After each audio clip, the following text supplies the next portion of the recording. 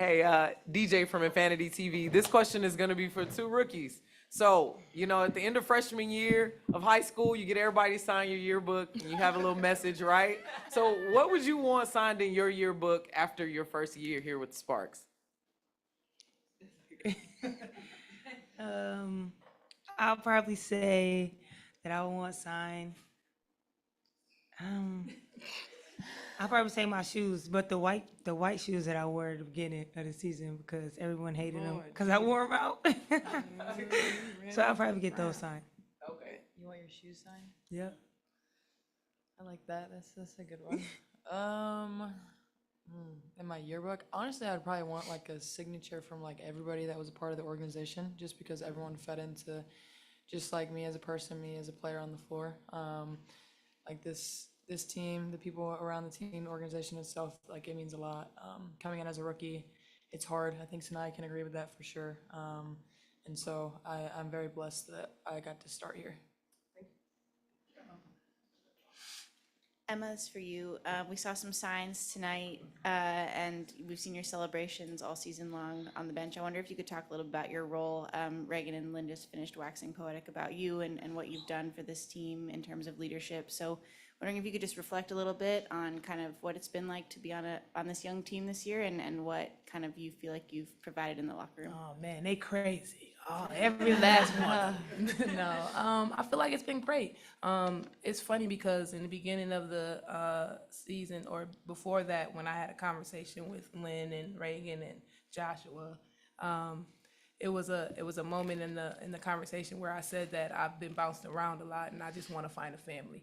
And I feel like here I was able to do that. There's not one single person on this team that I'm not able to just go up to and have a conversation with or go eat with, or I'm able to, okay, I won't say give my kids to, but I do feel comfortable with in all aspects. So this was an amazing year. I know we had a lot of ups and downs, but I'm grateful to be a part of something that's going to be bigger in the future. Ray, Rakia. I gave my baby Sway to Rakia the other day. She was asking me if she was doing it right. I said, "Oh Lord, yeah, no, you can't babysit him." But yeah. John David Davis with the Southern California News Group. Emma, this question is for you. Being that, like you said, you bounced around, you've seen a lot of basketball, you've played a lot of basketball. With that said, what do you feel like went right this season with the Sparks, and then what do you feel like went wrong? I wouldn't dwell on anything that went wrong because everything is a lesson. So I feel like there was a lot of lessons and there was a lot of things that we were able to learn from and grow from. And then I feel like it started to click at the right moment. It sucks that we weren't able to make it to playoffs, but I do feel like we built a foundation that we can build on for next year. Going back to Zoom, Andrew and then Jennifer. Thanks again, Emma. Both Reagan and the coach shared the funny story when it was Lynn's birthday in terms of how, yeah, definitely had Lynn feeling the full nerves before the wonderful birthday that you gave her. You talk about that whole fun experience and just that, this season in the locker room with these great personalities that you've been with this season. That probably has to be the highlight of the season, and it's not just Lynn. De'Erica cried. She was like, "What's going on?" So like that was a good one. I think we did a really good job with that. Nobody expected it because I'm not that type of person to act like that. So it was great. But the locker room itself, like when you have a great group of women in the same room, and feelings are feelings, and everybody's human, and they're allowed to have those. But when you're able to express your feelings and get past it, I knew that we had a special group. So when with the locker room and whatnot, I feel like I said, we have a great group of amazing women, and I'm just happy and excited to see what the future holds. Thanks. Jennifer. Jennifer Porty from Let's Talk Women in Basketball. My question is for all three of you. What's something you learned from a teammate this season that you'll carry with you throughout your career? And also, based on your experience, what advice would you give to future LA Sparks draftees about succeeding with this organization?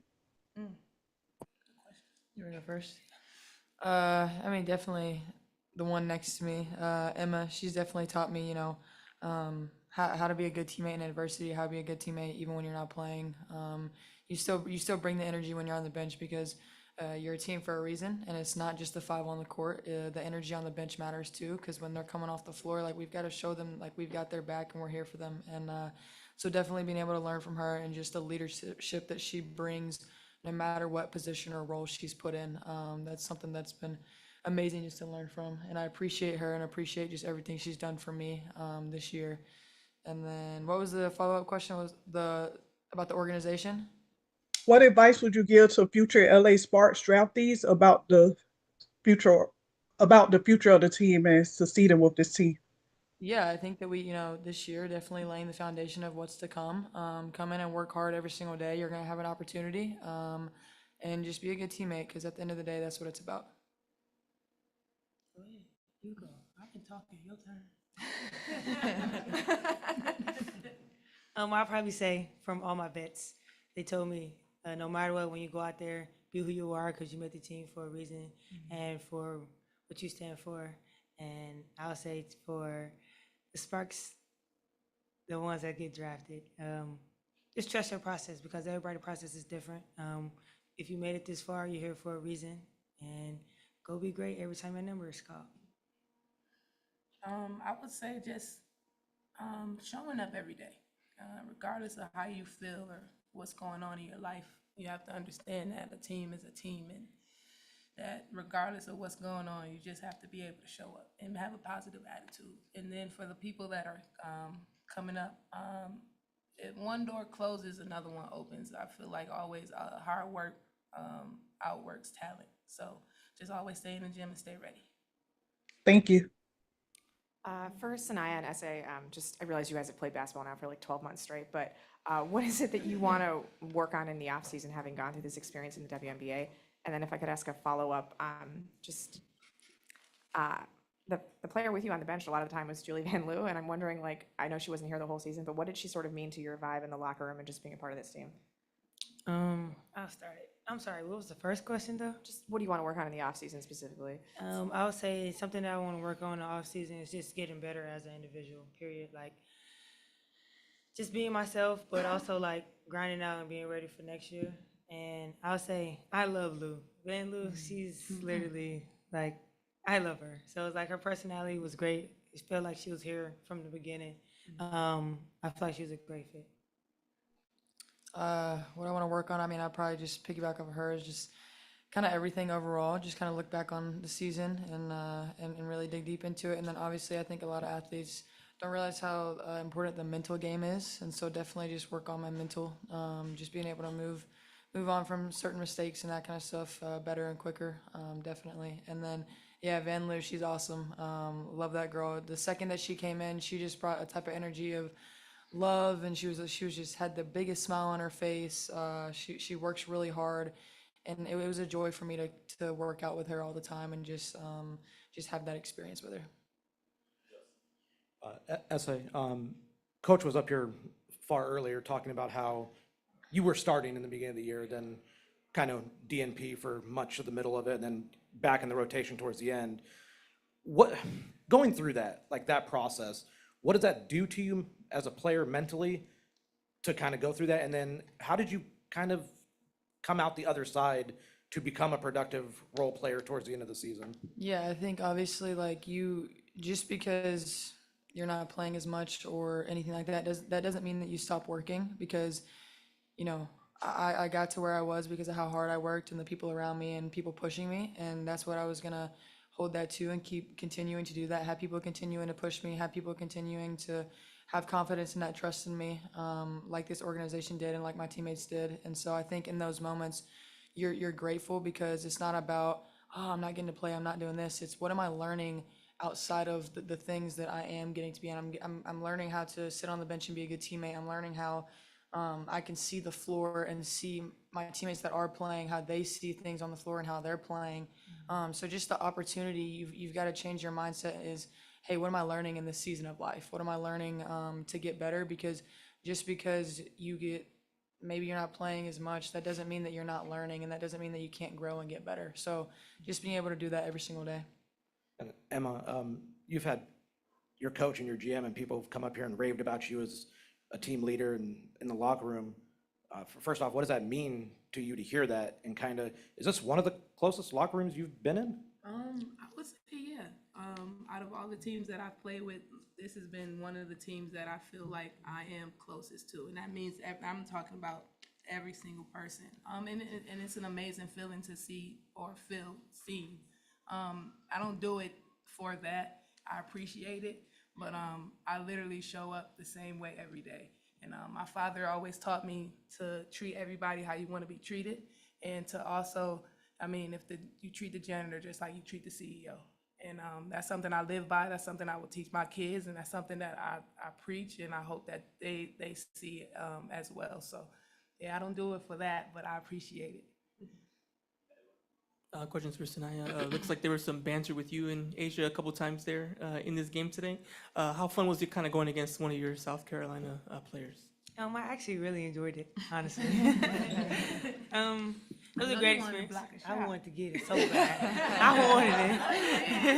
I wanted it. But yeah, I really enjoyed it. I mean, it's a great experience to be able to play against her and everything she do for South Carolina. So it was amazing to play against her.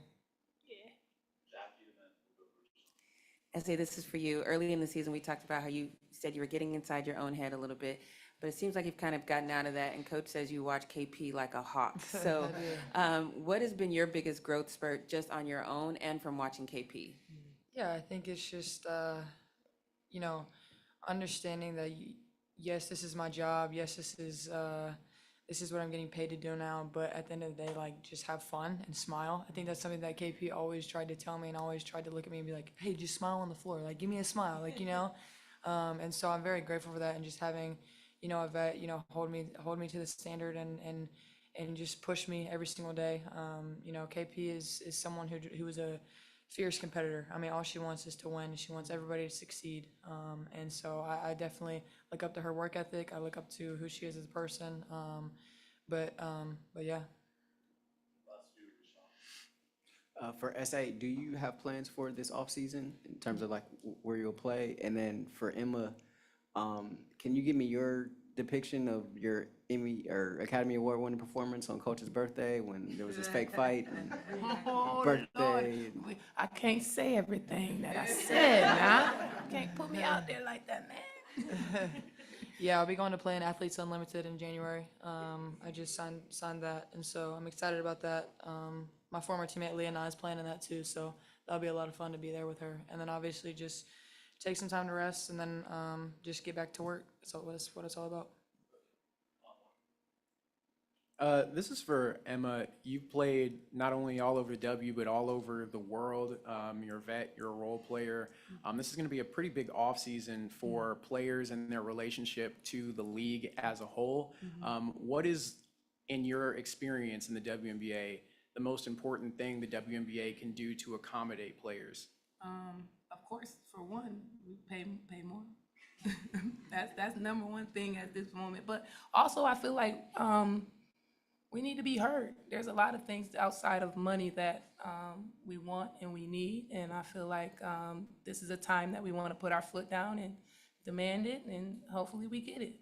So yeah, that's something that needs to happen, and I hope we come to an agreement soon. Thank you. Thanks, Sania, Emma, and Sarah Ashlee. Thank you, guys. Thanks so much for covering us all Thank year. you. Really appreciate it. Thank you.